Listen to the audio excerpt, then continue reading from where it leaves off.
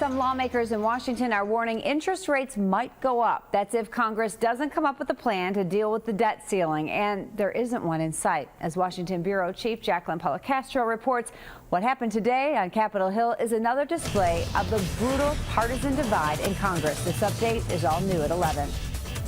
A group of Democratic senators walked in, and then this happened. What the heck is going on here? People want it to stop. This is a totally manufactured crisis. These lawmakers are talking about the move by some Republicans to use the debt ceiling debate as a bargaining chip to repeal Obamacare. Senator Debbie Stabenow is one of the most vocal Democrats. It is needless obstruction. It is brinksmanship.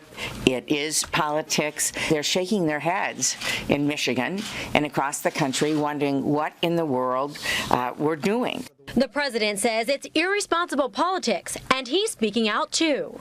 I am prepared to work with Democrats and Republicans to deal with our long-term entitlement issues. The debt ceiling lets the government borrow money to pay bills it already racked up.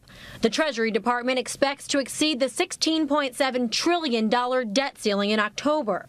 Republicans say they can solve the budget and debt ceiling arguments by cutting federal spending.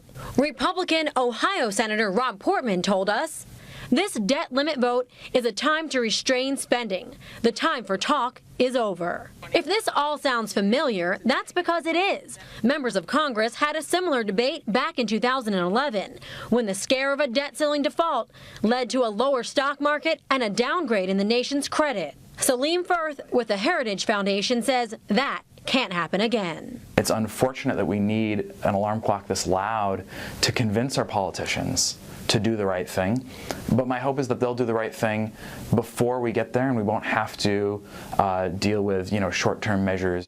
The debt ceiling isn't the only deadline approaching. The fiscal year ends September 30th, and the White House and Congress must come up with a new spending plan or face a government shutdown. Reporting in Washington, I'm Jacqueline Policastro.